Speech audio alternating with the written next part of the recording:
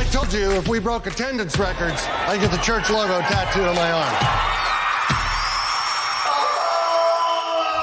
Skip, remember back when we first started? All we did was preach the gospel. Ooh, Superman works. I like Superman. Guy, what do you think? What happened to you? Me? Your dad is the one with the gimmicks. The power of the Holy Spirit propels us. I just want the church to get back to the gospel. Problem is you're trying to get your message across. The gospel? Right. And ain't nobody listening to that. For Good Friday and Easter, I need something big. Amen? Bigger than the resurrection. Bigger than anything we've ever done. National headlines. Preach on the death and resurrection of Jesus. Plan. An actual crucifixion. Uh-oh. By placing the nails through your palms in the right place, we hope to avoid major nerve damage. Operation Stop Skip is a go. That's awesome. You have to cancel this Good Friday stunt. Don't be so dramatic, honey. Ooh, I like the rusty ones.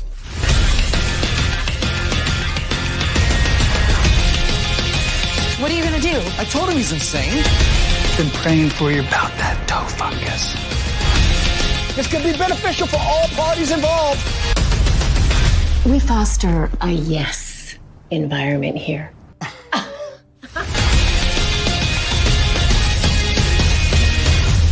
God wanted me to marry you and you could be my wife. I have an answer for you.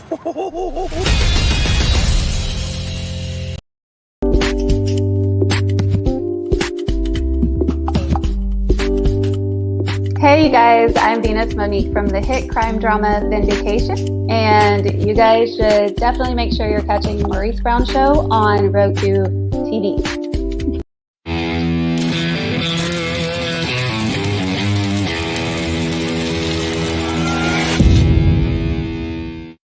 Yeah, hello everybody and welcome to the Maurice Brown Show, and today we have two special guests, actually a recurring guest on the show from the film Church People, director Christopher Shawn Shaw and comedian actor Thor Ramsey. What's going on, guys? Oh, boy. Three special guests.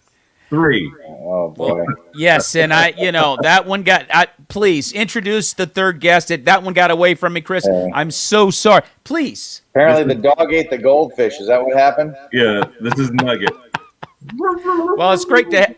There you go. That's it. Well, it's great to have three guests on the show today. That's awesome. So, tell us a little bit about how Church People is going out there right now. This was released over the summer, and you have a re-release about a week or two ago on DVD. So, tell us a little bit about that, Chris. It was. It came out in theaters in March.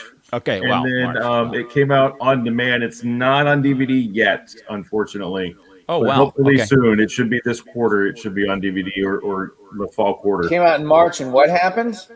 Number 10, top 10 at the box office. There you go. We made number 10 at the box office. We were number There 10 you at the have it. box office on a per screen average. So, Wow, I love it. I absolutely love that. That is one of the. That's also a premier faith-based project that's got to be seen, because you don't see good comedies in the faith-based world, and Church People is that. I mean, it's quite humorous, but at the same time, a very serious theme develops in it, and it talks about mega churches really in America, and it's not like you're pointing a finger at mega churches in general. It's just the fact that it can be an issue, and you lightly poke fun at that and bring about a great point about but not in a salvation. mean-spirited way, and it's more No, the not at all. ideology and the methodology is not necessarily the megachurch itself, but it's the ideologies that some of them have. Exactly. And as you say that, Chris, tell us a little bit about how the film Church People came about. Thor, take it away. how the Church People film came about. Well, there's so many places we could start, but yeah, I'll start with the fact that I wrote 30 pages of a script called Youth Group and had a meeting with Sonia Firm, which is probably about 2009, 2010, right back in there. Yeah. And I was pitching these ideas to them. They wanted to see this idea about a youth pastor, so I went home that week and wrote the script, and there was a guy over at Sonia Firm there, Josh Nadler, who walked me through 5 rewrites. He basically called me up, gave me notes. I'd do a rewrite. He'd call me up, give me notes. He did this 5 times. And the last time we had a conversation, he said, what your script needs right now to bring all the characters together is a big idea. And I'm like, oh, that's all it needs is a big idea. Sure, no problem. I'll keep my eyes peeled and my antenna up for a big idea. It was really great advice. And but I had a friend call me up who's a church planter. He's my best friend at the time. He called me up, and we're still good friends, but he goes, you're not going to believe what this major mega church is doing that we're all familiar. I'm like, what are they doing? He goes, they're actually crucifying someone on Good Friday. I'm like, there's no way. He's like, I'm looking at their social media. I'm like, there's no way. I'm looking at their social media. And so I got on the social media, and I'm looking at it, and what happened was they weren't actually going to crucify someone, but they were having a passion play, but it was going to be so graphic. They had all kinds of warnings that if you're squeamish or fainted at the sight of blood, et cetera, et cetera. So it seemed like they were actually going to crucify someone. And I realized right then that so many evangelical pastors had done such crazy things, possibly with the best of intentions, to draw people to church, that for a moment, my friend and I actually believed that an American evangelical church would crucify someone on a Good Friday. And right then I go, I got my big idea. And so that became the central idea of the script about a megachurch pastor he was kind of hit his glass ceiling. He was doing all these crazy things to attract people, and he was known for his gimmicks, so to speak, and it kind of hit his ceiling. And so every time you do something crazy like that, the next one has to outdo it. And so he finally got to the point where we're going to crucify someone. So, of course, we're dealing with it in a satirical way, but making a point about that's not what you need to make the church relevant. You don't need to keep doing, you don't need to wear Superman costumes to do your message in and have BMX bikes jumping up over you on the platform to make Christianity relevant. It's the truth, so it's always relevant. So that kind of becomes the theme of that's the theme of the movie, basically. The gospel. Yeah, Go ahead, Chris. Go ahead. And so then when Thor had the script, he had to network with filmmakers, and he saw this bachelor doing Goldie the Goldfish videos with his pet goldfish. Okay. And so we got connected on a short film, and he told me about the script, and that was back in 2010. Well, I was looking for filmmakers, and I knew that just by his video, the video looked good. So, and I also knew it's of his goldfish. So clearly he's single and he's lonely. So he probably has plenty of time to work on this project. And lo and behold, I was right. Speaking of Superman outfits, I had Michael Monks on the show over the summer. And his particular role as the pastor was a real scream. Michael Monks was hilarious, and of course Joey Fatone was funny, and you were funny, Thor. And one of the reviews I read about Church People, one of the positive things was, it was the film of course this is a review, so they're like, well, for a Christian film, it was actually pretty funny, genuinely. And that's something you don't get from the world oftentimes when you're talking about faith. Review? Yeah, I believe it was. Oh wow! I believe it was, yes, and because I could tell the guy was not he wasn't a part of the faith-based world. He wasn't of the faith at all, but he was commenting or giving his review, and he did say it was refreshing, the humor. It didn't seem like a typical. It was just genuinely funny, not cheesy, I guess is what he was trying to say. And it is funny. It really is funny, and you're lightly poking fun at quite a bizarre subject. It's like, I mean, what's really going on here? And you do have that going on with mega churches. They're so big. They're this big display of lights and, over the top stuff. And sometimes the purpose for it can get lost in all of those histrionics. Yeah. So the way you go about it, you and Chris both, just bringing it out, it was lightly poking fun. It wasn't anything that anyone could get upset about. It was pretty funny. Oh, people can get upset about it.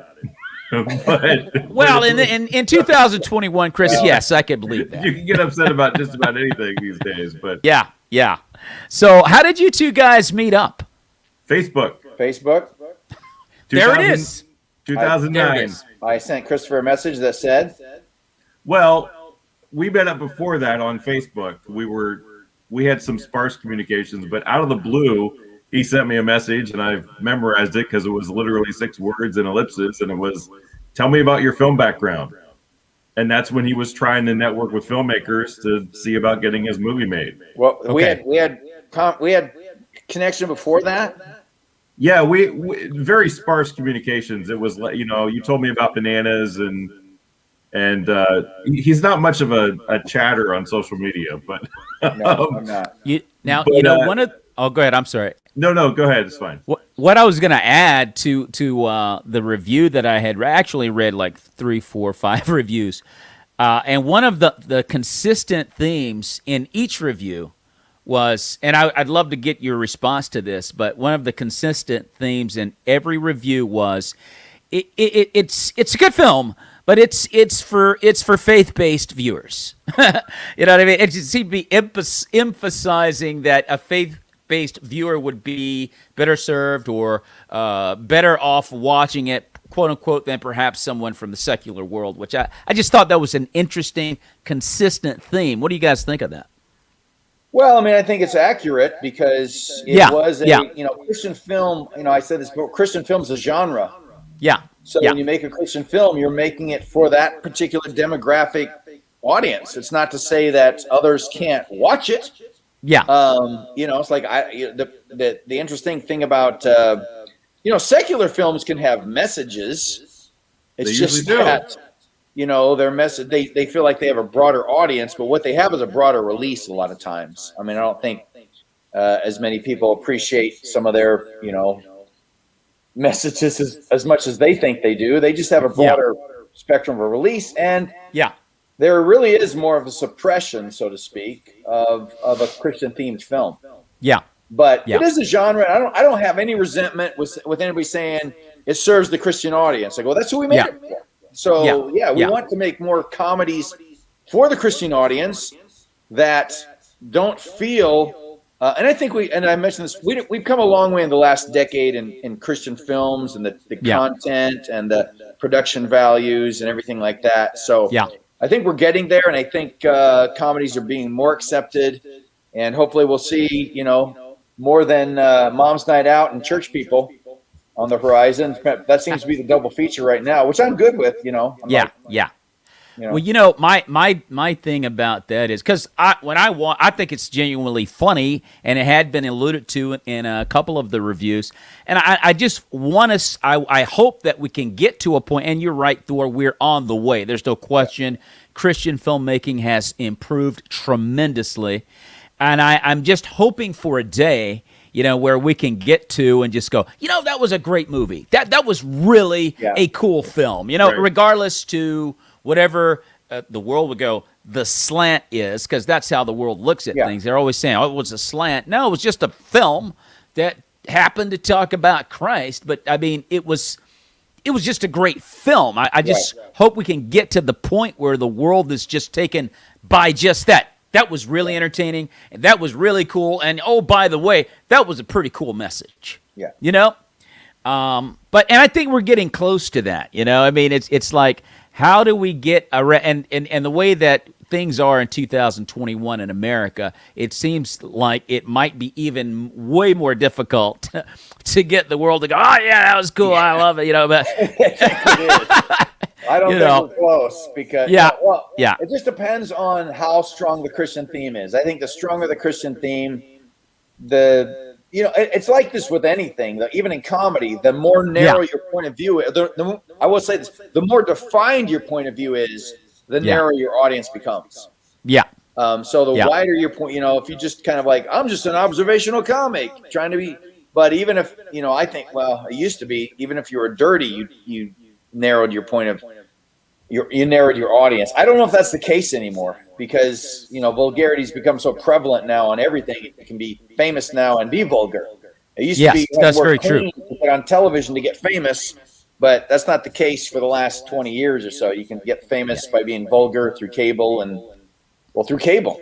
You know? Yeah, well, absolutely. I think the win here, and you said it already, I mean, we're getting closer to being more attractive to just anyone in general. And I think the win, to me, in the reviews is people are like, they want to embrace church people, even though they don't necessarily believe in the theme.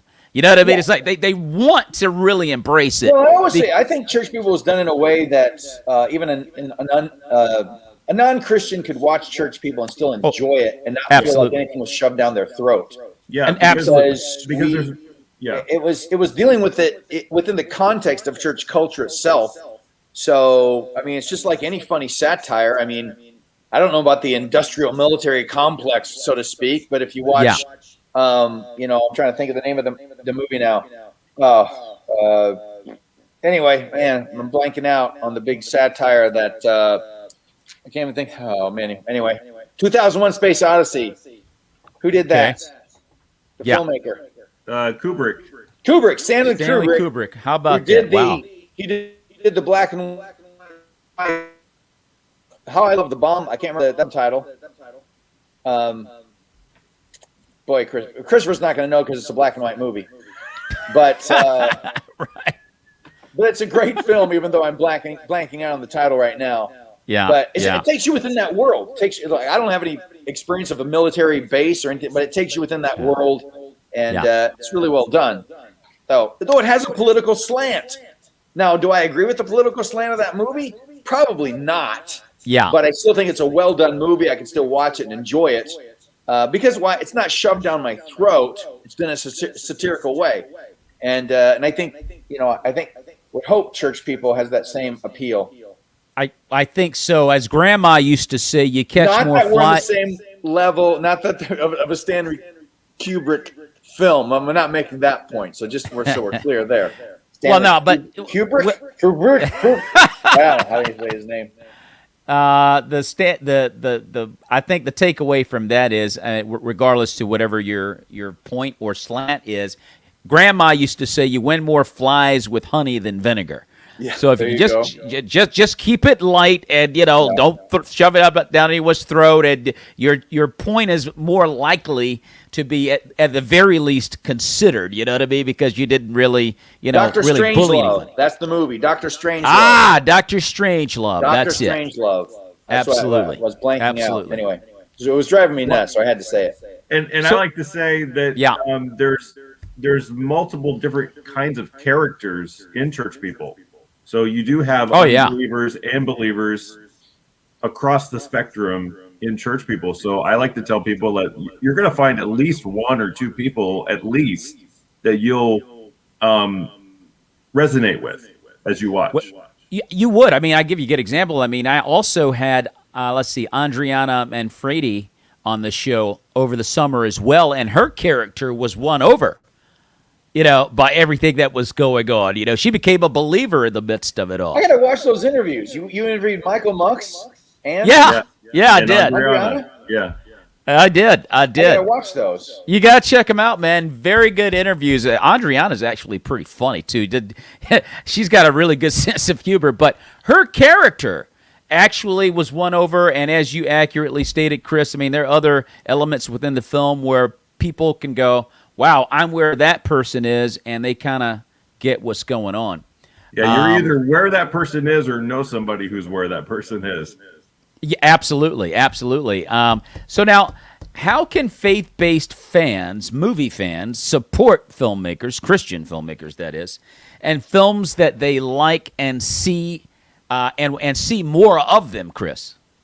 Purchase them, especially when they come out in theaters. Yeah. When they come out in theaters, be there opening weekend if you can. Yeah. When they come out on DVD and on demand, like right now, Church People Film is on demand. So you can go to churchpeoplefilm.com or just pick any of your favorites on demand Apple platforms. or Prime and Apple, Apple TV. Will be in your, Prime Video. It's all over the place in that regard, and it should be out on DVD soon. But purchase it because that tells more investors that, hey, there could be an audience for this. And of course, an investor in a movie wants to make their money back. So Yeah, but they want to in make their addition to money. They want to purchasing make it- money on it, but they at least want to make their money back. Yeah, but So if you tell them there's an audience by your purchase and by showing up at the start and telling your friends about it, and the other There way you you go. can get the word out is telling people on social media. word of You know? mouth is huge. Word of mouth is like Word of mouth is huge. We've got to become a cult hit. That's what we have to become. Not that we want to start a cult, faith-based people. That's not what I'm saying. But we want to be a cult hit. Well, Yeah. you know what? So talk it up. If you like it, talk it up. Yeah, on honestly, social media platforms, on the phone, on email. Yeah, Like, I'll give you Here's an the trailer. example sentence. Best Christian comedy I've ever seen. Just say that to your friends. Something like that.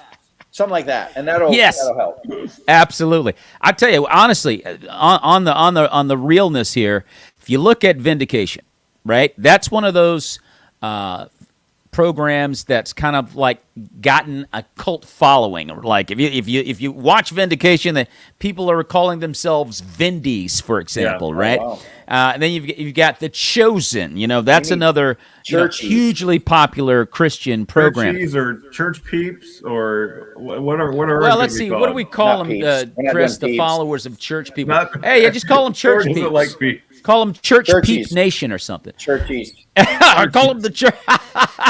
Call them the churchies. Yeah, but I know honestly, from the faith-based movie world, church people is actually getting a cult following. Oh, good. I honestly believe that. There's no doubt about that. Front and center, probably, in my opinion, it's the best faith-based movie of 2021, 2020, Well, 2021. that's great. There's no question in my mind Well, about you know, that. we were up for best faith-based film through. Yeah. Well, there's a category at the Kayla Fan Awards called. Hey, Gigi. Hi, Yeah. Gigi. There's a category at the Kayla Fan Awards called Television Film Impact Award.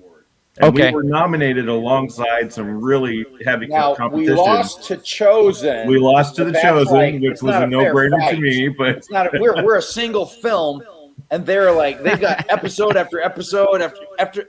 It's like it's not even a fair fight. It's kind of like it's like one guy ganging up against 12 guys, or 12 guys ganging up against 12 people. The Chosen. That's not fair. Yeah. you Well, hear the that, Chosen. Dallas Yeah. Chicken? Well, Do a Chosen film, and let's go mano a mano. Yeah, there you go. There you go. Make it a fair fight, buddy. Come on now. The Chosen is honestly on another level. I mean, Jesus always wins, no doubt, Gigi. I mean, they're on another level, dude. I was at the NRB in Texas over the summer, the National Religious Broadcasters so Convention. Jesus always wins, she was saying. But so Jesus was with our film. He's with The Chosen. The question is, who does Jesus like better? That's what we want to know. That's what we want to know. Oh man, what you slammed that one home, Gigi. It's no question. But well, no, look, I got to ask you about this, Thor. Getting back to church people on set, you had a very interesting experience where you had an opportunity to minister to a largely non-Christian crew on set. Tell us a little bit about that. Yeah, so this was unplanned. I mean, I didn't go. You know, we're making a film.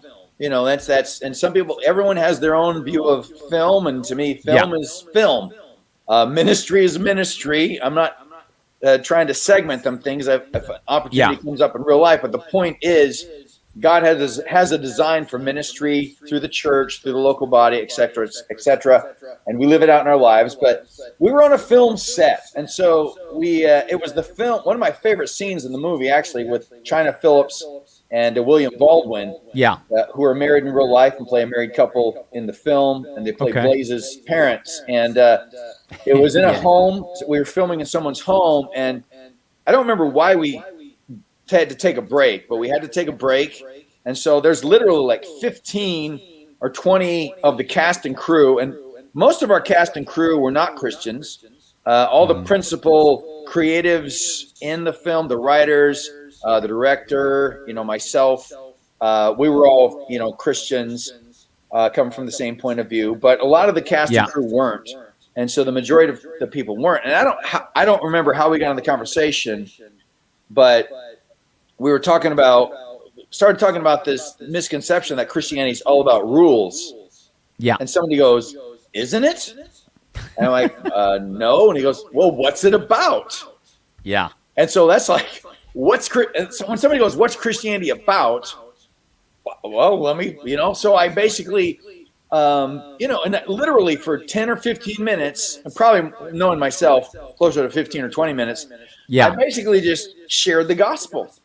And they all listened. And the guy who asked the question, I got to ride back in a vehicle with him. We got to talk some more. So it was just one of those situations where the door opened up, and I availed myself of the opportunity. It's like, I think Scripture says that somewhere. Basically, I'm paraphrasing, but it says, look for the opportunities. That's the kind of thing. And so, there was an opportunity. I took it, and it was a great moment. Now, how did it go over, Thor? Well, to me, it's like if you're talking for 15 minutes, it's going over well. Yeah. Like I would never, you can sense how people are engaging you during that time. There was a little give and take. Mostly, they were just listening to me, and I could tell. And it's like you have the room at that moment. Yeah. Especially as my background is stand-up comedy. So you develop a sense for, do you have the crowd or do you not have the crowd? And when you don't have the crowd, boy, you sense it. And that moment, I feel like the Holy Spirit had the crowd. And because the Holy Spirit had the crowd, I had their rapt attention at that moment. At least there it is. There it is. Amen. And you alluded to this earlier, Chris, about the fact that there were actors on set, a part of a faith-based film, church people that are not of the faith. And it's a great opportunity to share Christ with people like that in those situations. And Thor, clearly you took full advantage of that. I mean, and you have to wait for the Holy Ghost to give you the go-ahead to do it. Like sometimes we just rush in. I'm going to lead you to Christ. Come here, give me your arm. Yeah, and I had to keep saying, as I was talking about Christianity and the gospel, I was like, not like Christopher. So don't let Christopher throw you. Don't let him stumble you. And then I go on, but not like Christopher. So I had to keep apologizing, unfortunately, but it worked out. GG, great point. You got to love those conversations, being around each other so many hours on that set every day. The opportunities are there. It's just saying yes to the Holy Spirit when he gives you that opportunity. And he creates pockets and moments where you can, okay, this is the time. And sometimes you may not even go on a long, exchange. It might be brief, but enough to get their attention, and they won't forget about that. It can make an impact. So, awesome job on your part. I also heard from Stephen Baldwin that one of the named talent that was on the project came on the project in order to work with him. And whenever there was a moment, like in a trailer or whatever, like hair and makeup or something, they basically asked him, like, what happened to you, man? Like what's your story? Yes. And so he got to share with that person as well. And there was one other person. There was one other one of the major characters. And basically, so there's a little book. Matter of fact, they're one of these little books, these 9 marks books, but they have one called "What is the Gospel?" Okay. And I literally I had it, so I gave it to the character, going, since you're playing a pastor, he's not a faith-based person, he's not a Christian, so we knew that, and he knew that. So, but I gave it to him like, this could help you understand where he's coming from. so I'm going, yes. Here's the gospel. Maybe you should read this since you're being a pastor who preaches the gospel. Now, Stephen Baldwin is actually a member of the faith. Yes. Yeah. And he's a legitimate believer. Yeah. Which I came to find that out, recently, which I was blown away by, and I'm hugely elated about. I'm like, man, that is great. What was it like working with Stephen? He's been very outspoken about his beliefs for 15, 20 years. Yeah. It was around really that long. Oh my gosh! So during the filming, he started questioning his beliefs around 9/11 in 2001. 9/11. He started really questioning his beliefs, and his wife had already become a believer. Okay, and he was seeing the change in her. What's that? Their nanny. Yeah, through their nanny. Their nanny would sing praise and worship songs throughout the house in her native tongue, and they're like, what are you doing? And you got to be careful who you hire. Yeah. Yeah, like, you gotta be careful. what are you saying? You know, and they had a conversation, and the nanny basically, well, not nanny, housekeeper, but the housekeeper laughed and was like, "You guys think that I'm here to clean your house?" That's awesome. Those missionary nannies, you gotta watch I'm out here for. to minister the gospel. And so his wife got saved first. Okay. And he saw a dramatic change in her. I mean, she was like up early in the morning reading the Bible for hours on end. Like he would leave the bedroom and she's reading the Bible. He'd come back in, she's reading the Bible. And he noticed the change in her. And then 9/11 happened in 2001. And he started really questioning what he believed and giving some pushback on like, how would God allow, I've heard this same reaction from several people, but Stephen's reaction to 9/11 was, I guess anything's possible. I would love to know how Stephen's witness is working on his brother Alec, who is an awesome performer. Yeah. He's that dude is an amazing entertainer. There's no question about it.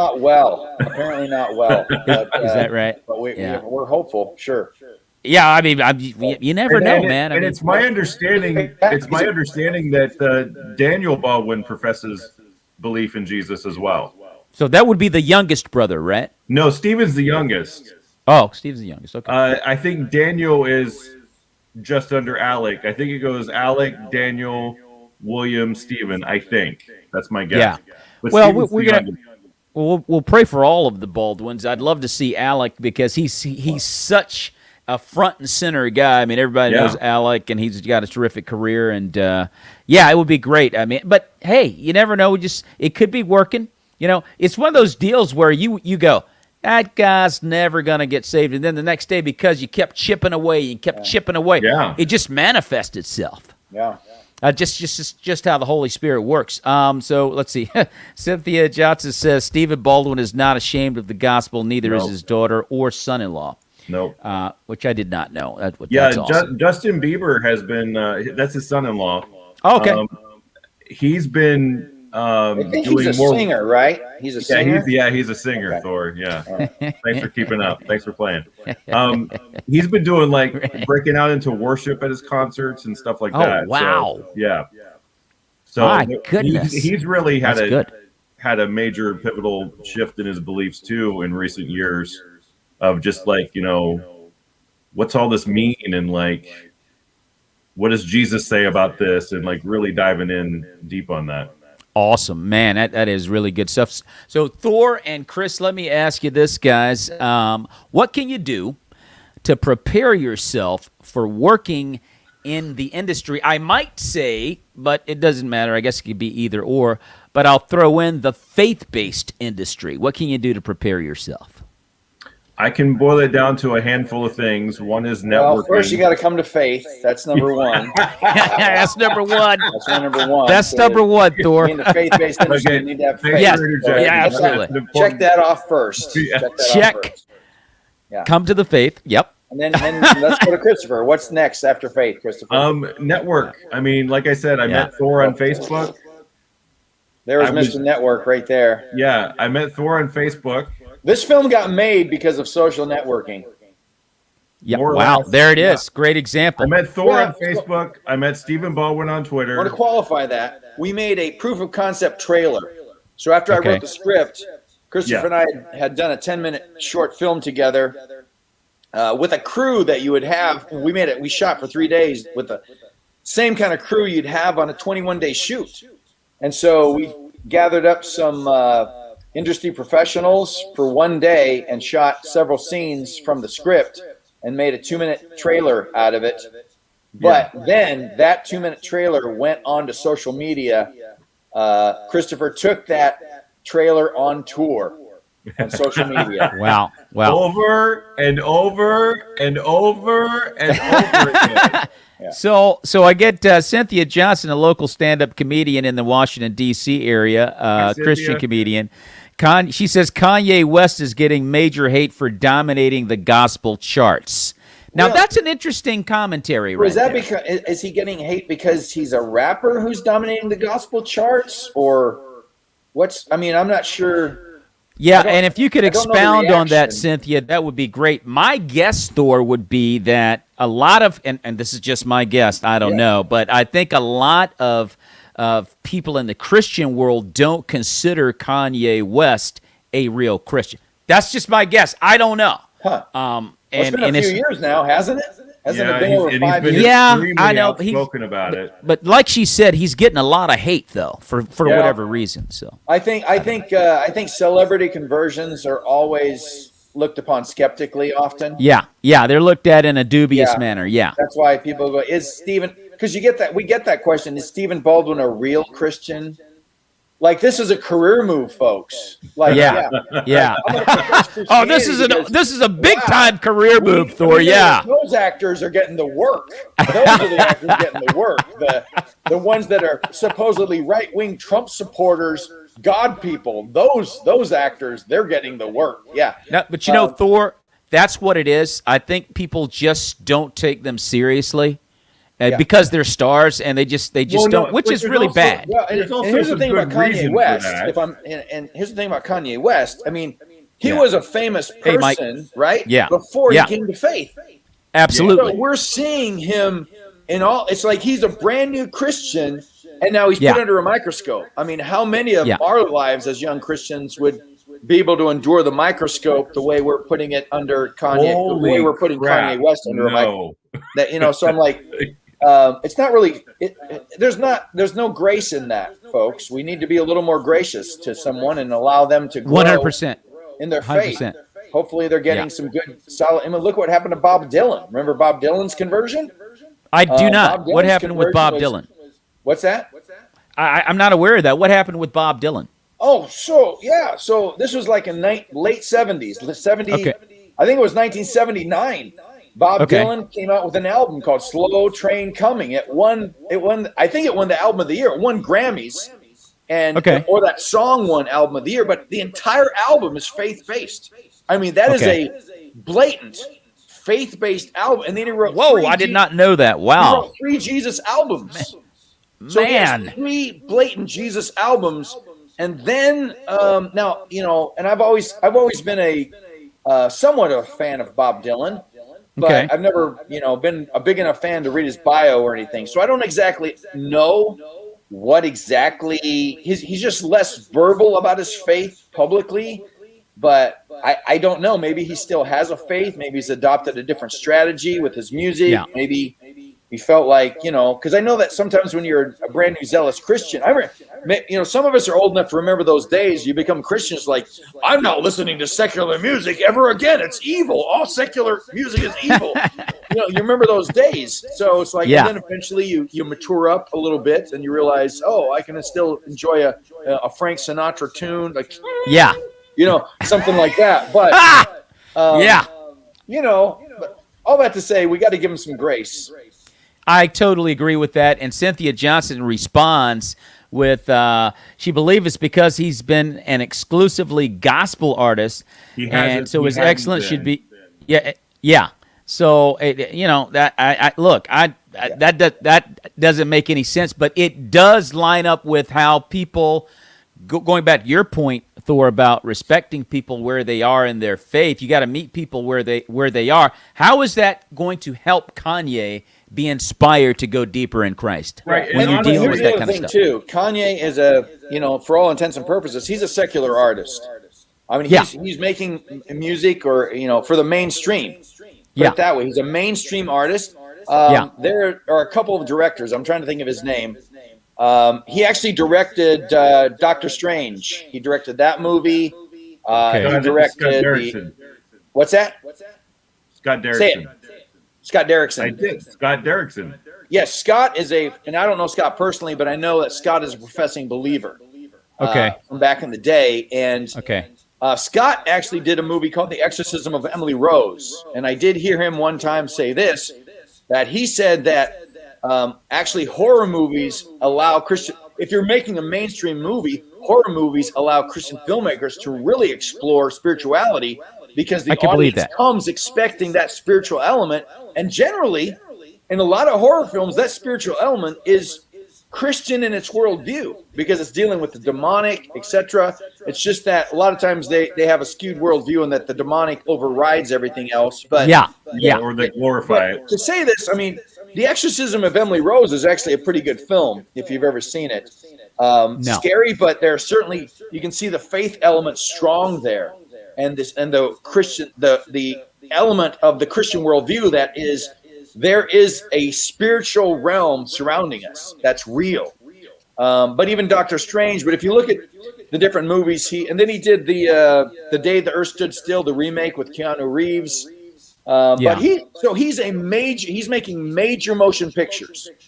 And I don't know, but I've heard that he's trying to make I think he's trying to adapt a C.S. Lewis book, either Screw Tape Letters or The Bus Journey to Hell, which I forget the title of, The Great Divorce, I think it's called.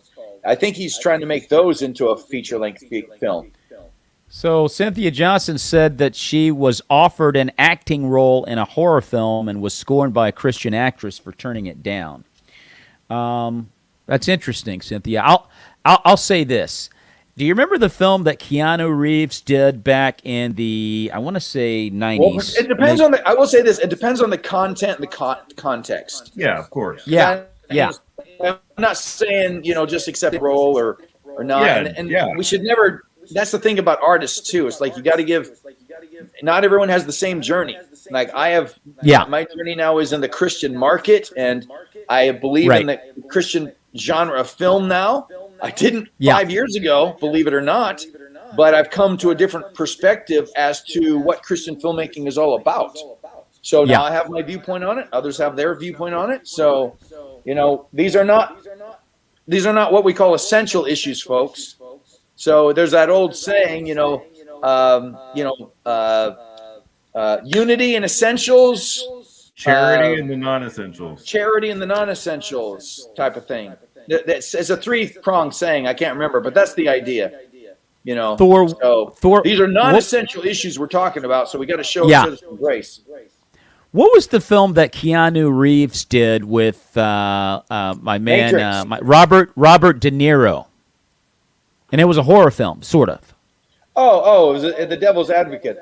That film left a lot of room for faith-based. It did. Okay. It was very graphic and a lot, but it opened up the door for you to bring Christ in there. It was interesting. I thought. Devil, you generally have to, you have to deal with God. Well, you have to look at the. Now I'm. It's been years since I've seen them, but if you go back to the trilogy of the, what were they called? The movies with the Doberman Pinschers and 666. Gregory Peck starred in the original. Boy, I need some filmmakers. Gregory Peck, you're going way back there, Thor. Yeah. Well, no, this is from the 70s. Damien, I was born in the 70s, so the Damien child who was the The Omen. The Omen. There you go. Oh, okay. So The Omen. The Omen, and then The Omen. The 2, Omen. And The Omen 3, which I never That's saw. it, Mike. Thank you, Michael. Yeah, it's The Omen. But if you go back to Omen 3, if you read the synopsis, they're dealing with the return of Christ in a secular movie. Now, I don't know how they handled it, but those movies are all basically, that's a Christian worldview in terms of the good and evil that they're dealing with is a Christian worldview. And I think, go ahead. How about this one, The Exorcist? I mean, what do you think of that, dude? The problem with The Exorcist, though, is the content. I mean, The Exorcist ends up glorifying. Evil wins out in The Exorcist. Evil's glorified in The Exorcist. So it fails in that sense. I mean, that's where The Exorcism of Emily Rose succeeds.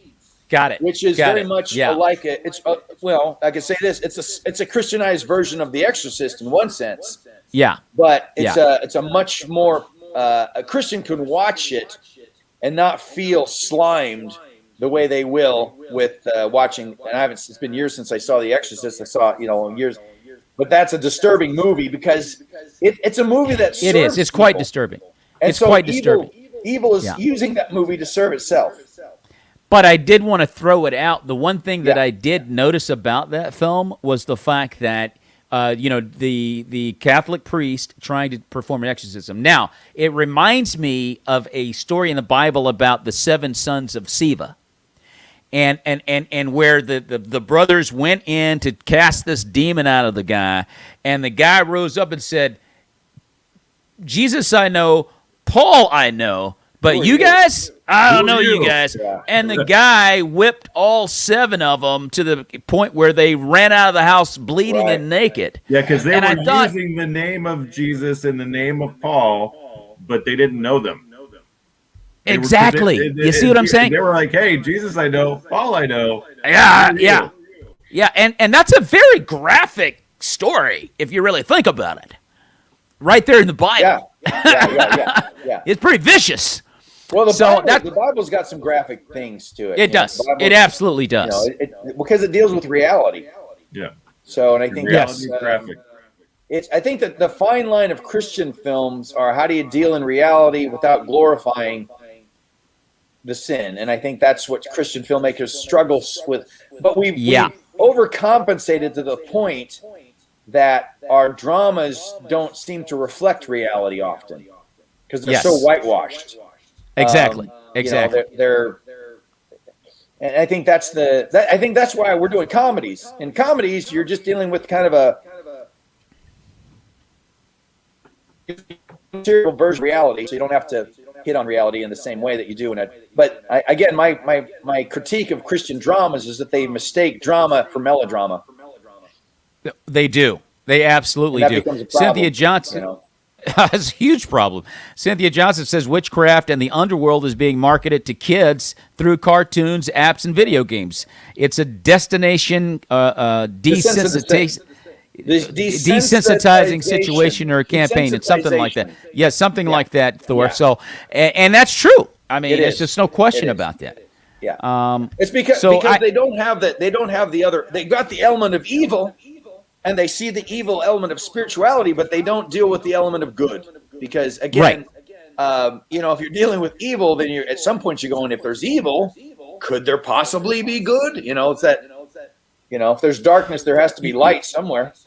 You know what, Thor? As we discuss this, therein lies the real, separation from faith-based to secular. Like, how do you marry the two together to make your point without offending? And then, how far do you go without offending? You know what I mean? It's very dicey. It's very dicey. Yeah, but you could run yourself ragged trying not to offend people. I mean, comedians deal with that all the time where they'll have a joke that literally lands with somebody and thank you so much just had for somebody that joke, complain and then about turn around and somebody goes, how dare you for that joke? Yeah, so somebody's just saying that the CGI is just not up to par, but I'm going, I didn't have time to do this interview. This is all CGI. This was pre-taped. This is all. This is artist rendition of who I am. So I think they did a pretty good job. Personally, I'm a little chubbier than I'd like to be in this CGI version of myself. But other than that, I think they did a good job. Dude, I tell you, I just want everybody that's watching to go out and see Church People. If you have not seen it, it is definitely one of the best. I think it's the best faith-based film of 2021. The humor does it all for me, just because, of the guys like Joey Fatone and, of course, Thor Ramsey and the Baldwin brother. Donald Faison is very funny in his role. Oh, yeah. To be totally honest with you, he's really Michael good. Mux did a great job. Oh, man, Michael Mux, he killed it. He killed it. I will say, so Michael's not known for comedy, but, man, he did a great job. And Aaron Cahill, though she won't claim to be in this movie anymore probably, but Aaron has great comedic timing. And maybe one day she'll admit that she knew us and was in this film. So that would be wonderful.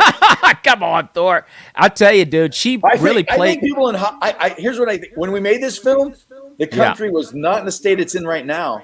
When we made this film, I think people in Hollywood are like, they're afraid to be associated with, because it's guilt by association. Yeah, because Mike Lindell funded the film. Mike Lindell's in the film. Mike Lindell, his name is, Mike Lindell Presents, and they won't touch it. And so we have We don't know right now. We won't know until eternity how much that hurt our film. Right.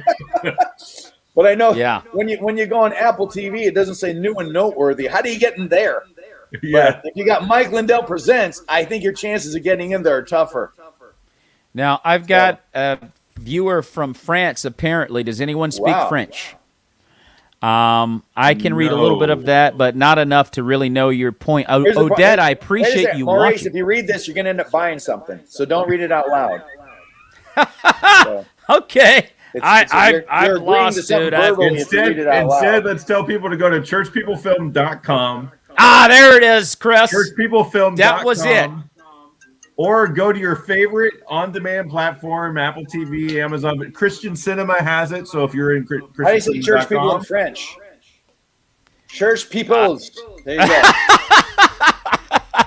Well, listen, Odette, thank you for watching. I wish we spoke yes, thank you so French much and for we could joining understand us, what you sure. mean, but thank you for watching. God bless you. Maybe she was probably sending us a message to offer to translate church people in French. And she we're probably we're completely dismissing her. That's right. And if someone needs it, the French people need it. I wish someone could translate some of that. She had a lot to say. I'll tell you that. I just couldn't translate it. Well, you can go to the comments and highlight it, and then go to Google Translate, and then paste it, and there you go. There it is. There'll be that's some a great kind idea. of I'm going to do translation. that. It may not be all accurate, but there'll be something. And Cynthia, you kind of responded to her. If you know her, let me know. Because you were communicating with her, so let me know anyway how I can get a hold of her, find out what she's trying to say. It's all good, but I do appreciate you watching, Odette. Well, look, guys, we're going to wrap things up here. This has been a great convo, and I appreciate you guys coming back. And one more time, Chris, tell us a little bit about the digital DVD release. So the DVD is not out yet, but it should be soon, October, November. Should be out before Christmas. But On Demand is available now. It came out September 3rd, so you can go to Amazon Prime Video, you can go to Apple TV, Vimeo, Vudu, Christian Cinema, Google Play. At least 6 platforms have it on demand. And if you forget any of those, just go to churchpeoplefilm.com. churchpeoplefilm.com and click the buy button, and it'll take you to each one of those options. There you go, Mike. Actor Michael Patterson is going to watch it right now. He's in a lot of great films coming out. Matter of fact, he's going to be in the program Perfect, I think 6-season episodic called Perfect with directed by Cadell Cook. Check it out. Going to be good stuff there. And Michelle Van Dusen. Hey, your birthday's next week, Michelle. So can Well, we can't because it's not out on DVD yet. Yeah. But you send me your laptop, I will sign your screen. I promise you. Well, she's also going to be in our Comedians Bible Study tomorrow, so you'll get a chance to tell her more about that. I know Michelle. Michelle and I do in the comedy writing group together. Okay, awesome. Good stuff. Thank you, Cynthia. Thanks, everybody, for watching. I appreciate it. God bless you. Oh, yeah, everybody, get the word out. Get the word out for sure. Yes, share it on your social medias. Share it on every social media engine that you possibly can. Absolutely. Talking with Christopher Shawn Shaw and Thor Ramsey. And if you came in on the end of this, you can catch the whole thing on Roku TV on the Creative Motion Network. And if you watch this and you liked it, like it and subscribe to the Maurice Brown Comedy Channel and share it. And as well as any social media engine that Thor Ramsey and Christopher Shawn Shaw are a part of. So that's our show. And guys, I would love to have you back on again sometime in the near future. I think Church People is going to end up being the faith-based film of the year, no question about it. So in 2022, we'll come back and see, after you've watched all the films, going, are we still the #1 movie? Like, do we get to carry that over into 2022 as the best film? See how many years we can keep going as the best faith-based film in Morris's viewpoint. Hey, thanks, Michelle. She said she stood on her back porch and announced it to all of her neighbors. Awesome, Michelle. I love it. I love it. Thank headline, you so much, crazy woman arrested for disturbing the peace, right there. Talking about Christian film. That's not going to help us, Michelle. Come on, man. Yeah, I love it. Let's see. Okay, you guys, thank you so much, Michelle. What a great compliment. Thanks, I appreciate man. That. Appreciate it. God bless you. Thor Ramsey and Christopher Shawn Shaw on the Maurice Brown Show. Guys, may the peace of Christ be with you and your families. God bless. Thanks a lot.